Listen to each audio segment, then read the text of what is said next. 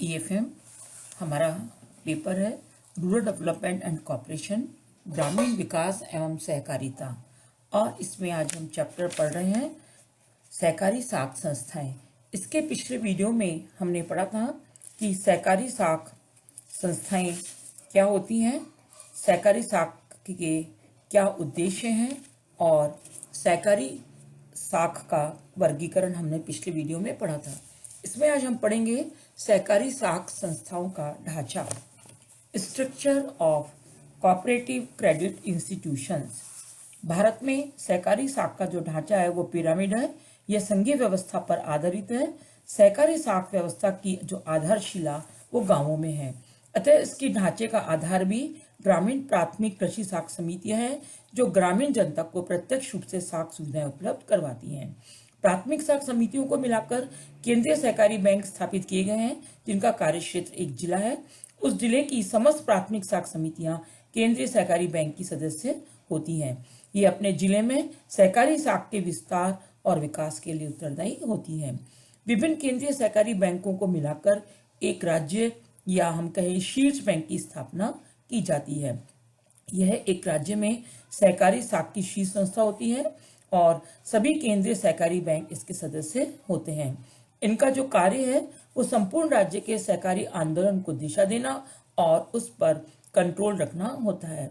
यह राज्य की सहकारी साख व्यवस्था की सर्वोच्च संस्था है और पूरे देश में सहकारी साख को नेतृत्व देने के लिए नाबार्ड की स्थापना की गई है। इसकी स्थापना से पूर्व RBI यह कार्य करता था और अब नाबार्ड ही सहकारी बैंकों की वित्त व्यवस्था करने का कार्य करता है। यह बैंक संपूर्ण देश में ग्रामीण एवं कृषि विकास के लिए साख की व्यवस्था करता है। इस प्रकार जो भारत में अल्पकालीन कृषि साख व्यवस्था का जो ढांचा है वो पिरामिड के आकार का है। यदि हम भारत में सहकारी साख संस्थाओं के ढांचे को देखें तो उसे हम दो भागों में बांट सकते हैं। पहला कृषि साख संस्थाएं, एग्रीकल्चर क्रेडिट सोसाइटीज, और दूसरा गैर कृषि साख संस्थाएं, नॉन एग्रीकल्चर क्रेडिट सोसाइटीज। कृषि साख संस्थाएं, ये संस्थाएं कृषि क्षेत्र को साख सुविधा उपलब्ध करवाने के उद्देश्य से स्थापित की गई हैं और इन समितियों को भी हम दो वर्गों में बांट सकते हैं। पहला अल्पकालीन व मध्यमकालीन साख समितियां, short term and medium term credit societies, और दूसरा दीर्घकालीन साख संस्थाएं, लॉन्ग टर्म क्रेडिट सोसाइटीज। अल्पकालीन व मध्यकालीन साख समितियों में भी तीन प्रकार की का जो ढांचा है, राज्य शीर्ष सहकारी बैंक, उसके बाद उनका केंद्रीय सहकारी बैंक और प्राथमिक सहकारी साख समितियां। अल्पकालीन व मध्यकालीन साख समिति की हम बात करें तो ये समितियां किसानों को अल्पकालीन व मध्यकालीन साख उपलब्ध करवाती हैं और भारत में जो इन समितियों का ढांचा है वो त्रिस्तरीय है। प्राथमिक सहकारी साख समितियां, प्राइमरी कोऑपरेटिव क्रेडिट सोसाइटीज, ये समितियां सहकारी साख ढांचे का आधार स्तंभ है। ये मूल रूप से रेफेसन मॉडल के आधार पर बनाई गई हैं। इन समितियों का जो प्रमुख उद्देश्य है वो अपने सदस्यों को सस्ती साख उपलब्ध करवाना, उनमें बचत व मितव्यता की आदत को विकसित करना है। ये समिति सहकारी साख के त्रिस्तरीय ढांचे का आधार है जो ग्रामीण स्तर पर गठित की जाती हैं। ये अपने सदस्यों को अल्पकालीन व मध्यकालीन ऋण प्रदान करती हैं। इन समितियों की कुछ विशेषताएं होती हैं, जैसे कि इन समितियों की स्थापना के लिए न्यूनतम सदस्य संख्या 10 होनी चाहिए। सामान्य रूप से इन समितियों का जो कार्य क्षेत्र है वो एक गांव तक ही सीमित होता है। केवल व्यक्तियों को ही समिति का सदस्य बनाया जाता है और समिति का सदस्य बनाने के लिए व्यक्ति का वयस्क होना, अच्छा चरित्र होना तथा उसी गांव का निवासी होना आवश्यक होता है।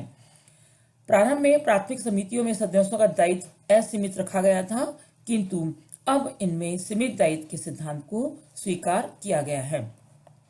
इन समितियों का जो मुख्य कार्य है वो सदस्यों को अल्पकालीन व मध्यकालीन ऋण देना, कृषि आदानों की पूर्ति करना तथा कृषि उत्पादों का विपणन करना है। इनके वित्तीय साधनों में सदस्यता शुल्क, अंश पूंजी, सदस्यों एवं गैर सदस्यों की जमाएं, संचित कोष, केंद्रीय सहकारी बैंकों, सरकार और अन्य संस्थाओं से ऋण आदि शामिल होते हैं। सदस्यों को फसल ऋण योजना के अंतर्गत उनकी कृषि आवश्यकताओं के अनुसार नकद या वस्तुओं के रूप में भी ऋण प्रदान किया जाता है और इन समितियों का जो प्रबंध है वो एक व्यक्ति एक मत के आधार पर प्रजातांत्रिक ढंग से संचालित किया जाता है और प्रत्येक समिति अपने लाभ का 25% भाग संचित कोष में ट्रांसफर करती है तथा शेष लाभ को सदस्यों में उनके द्वारा किए गए व्यवहारों के अनुपात में बांट दिया जाता है। तो ये थी हमारी प्राथमिक सहकारी साख समितियां। उसके ऊपर है केंद्रीय सहकारी बैंक, सेंट्रल कोऑपरेटिव बैंक्स। प्राथमिक समितियां गांव के स्तर पर गठित की जाती हैं, तो केंद्रीय सहकारी बैंक जिला स्तर पर गठित किए जाते हैं।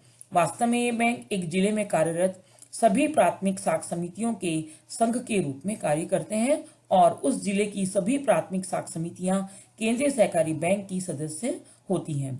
समितियों के अतिरिक्त व्यक्तियों को भी इन बैंकों का सदस्य बनाया जाता है और केंद्रीय सहकारी बैंकों की कुछ अलग से विशेषताएं होती हैं, जैसे कि इनका जो मुख्य उद्देश्य है वो अपनी सदस्य समितियों की सहायता करना होता है और यह एक जिले में सहकारी साख के विकास के लिए उत्तरदायी होती हैं। केंद्रीय सहकारी बैंक के सदस्यों में उस क्षेत्र में पंजीकृत प्राथमिक समितियां और व्यक्ति शामिल होते हैं। इनकी पूंजी के मुख्य स्रोत में शेयर पूंजी, रिजर्व फंड्स, सदस्यों एवं गैर सदस्यों की जमाएं, शीर्ष बैंक, सरकार व नाबार्ड से प्राप्त ऋण तथा सरकारी अनुदान आदि शामिल होते हैं। ये बैंक प्राथमिक साख समितियों और निजी व्यक्तियों को अल्पकालीन एवं मध्यकालीन ऋण प्रदान करते हैं। इन बैंकों का जो कार्य क्षेत्र है वो इतना व्यापक होता है कि ये अपने प्रशासनिक व्ययों की पूर्ति करने और स्वयं के संचित कोष रखने के लिए पर्याप्त इनकम को भी अर्न कर सकते हैं। इन बैंकों के यदि हम प्रबंध संचालक की बात करें तो उनका जो प्रबंध है संचालक मंडल के द्वारा किया जाता है, जिसमें 12 से 15 सदस्य होते हैं और इन सदस्यों का जो चुनाव है वो साधारण सभा में किया जाता है। इसके बाद आता है राज्य शीर्ष सहकारी बैंक, अपेक्स और स्टेट कोऑपरेटिव बैंक्स। राज्य स्तर पर सहकारी साख ढांचे में राज्य सहकारी बैंक की विशेष भूमिका होती है। यह राज्य सहकारी साख ढांचे की शीर्ष संस्था है। यह राज्य में सहकारी आंदोलन के विकास, निर्देशन, नियंत्रण, निरीक्षण आदि महत्वपूर्ण कार्यों के लिए उत्तरदायी होता है। राज्य सहकारी बैंक के सदस्यों में केंद्रीय सहकारी बैंक, प्राथमिक साख समितियां और निजी व्यक्ति इसके अंतर्गत शामिल होते हैं और इनकी पूंजी के प्रमुख स्रोतों में अंश पूंजी, रिजर्व बैंक और नाबार्ड से प्राप्त लोन, राज्य सरकार तथा अन्य संस्थाओं से जो प्राप्त ऋण या रिजर्व शामिल होते हैं। नेक्स्ट है इसमें कृषि साख संस्थाओं में दीर्घकालीन साख संस्थाएं, लॉन्ग टर्म क्रेडिट सोसाइटीज। कृषि क्षेत्र में दीर्घकालीन ऋण प्रदान करने में भूमि विकास बैंकों का विशेष योगदान है और भारत में जो भूमि विकास बैंक हैं उनका ढांचा द्विस्तरीय है। एक तो प्राथमिक भूमि विकास बैंक और दूसरा केंद्रीय भूमि विकास बैंक।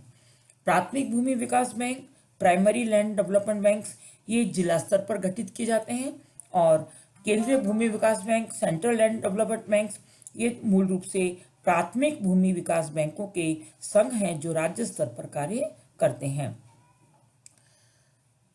इन बैंकों का प्रबंध भी संचालक मंडल के द्वारा किया जाता है, जिसमें 7 से 9 मेंबर होते हैं और प्राथमिक बैंकों के संचालक मंडल में एक संचालक केंद्रीय बैंक के द्वारा मनोनीत किया जाता है। तो ये था सारा कृषि साख संस्थाओं का स्ट्रक्चर। अब हम देखेंगे गैर कृषि साख संस्थाएं, नॉन एग्रीकल्चर क्रेडिट सोसाइटीज। ये समितियां कृषि के अतिरिक्त अन्य कार्यों के लिए भी ऋण प्रदान करती हैं। ये समितियां शहरी क्षेत्र के गरीब व्यक्तियों को ऋण प्रदान करती हैं। इन समितियों में मुख्य रूप से कई समितियां हैं, जैसे कि कर्मचारी साख समिति, सहकारी आवास विकास बैंक, शहरी साख बैंक, औद्योगिक सहकारी बैंक। और भारत में सहकारी साख संस्थाओं का जो ढांचा है वो हमने यहाँ पर दिया गया है और कृषि साख के लिए अल्पकालीन व मध्यकालीन ऋण उपलब्ध करवाने के लिए ग्रामीण स्तर पर प्राथमिक साख समितियां, जिला स्तर पर केंद्रीय सहकारी बैंक और राज्य स्तर पर शीर्ष बैंक को स्थापित किया गया है। कृषि साख के लिए दीर्घकालीन ऋण उपलब्ध करवाने के लिए प्राथमिक भूमि विकास बैंक और केंद्रीय भूमि विकास बैंक स्थापित किए गए हैं। गैर कृषि साख में शहरी क्षेत्रों में साख की व्यवस्था करने वाली समितियां आती हैं। ये समितियां सदस्यों को उपभोग वस्तुएं खरीदने, मकान बनाने, छोटे व्यवसाय को प्रारंभ करने व छोटे छोटे उद्योग लगाने के लिए लोन देती हैं। इस प्रकार भारत में सहकारी साख ढांचा मुख्य रूप से ग्रामीण और शहरी निर्धन व कमजोर व्यक्तियों को लोन उपलब्ध करवाने के उद्देश्य से ही बनाया गया है। इसका जो उद्देश्य है वो आर्थिक दृष्टि से कमजोर व्यक्तियों को वित्त उपलब्ध करवाना तथा उन्हें स्वावलंबी बनाने में योगदान देना है। सहकारी साख के ढांचे को देखने से ज्ञात होता है कि विभिन्न स्तरों की जो साख संस्थाएं हैं वो एक दूसरे से संबंधित हैं, परंतु वास्तव में हम देखें तो प्रत्येक स्तर की जो साख संस्थाएं हैं वो वैधानिक तथा वित्तीय मामलों में पूर्ण रूप से स्वतंत्र है। इनका स्वतंत्र अस्तित्व है। ये अपने उद्देश्यों की पूर्ति के लिए अपने क्षेत्र में स्वतंत्र इकाई के रूप में कार्य करती हैं। यद्यपि सभी संस्थाएं मिलकर ही सहकारी संगठन का निर्माण करती हैं और ये संस्थाएं बाहरी स्रोतों से ऋण प्राप्त करके अपने सदस्यों और समितियों को ऋण प्रदान करती हैं। तो इस प्रकार से भारत में सहकारी साख संस्थाओं का जो ढांचा है वो कृषि साख संस्थाओं और गैर कृषि साख संस्थाओं में बटा हुआ है।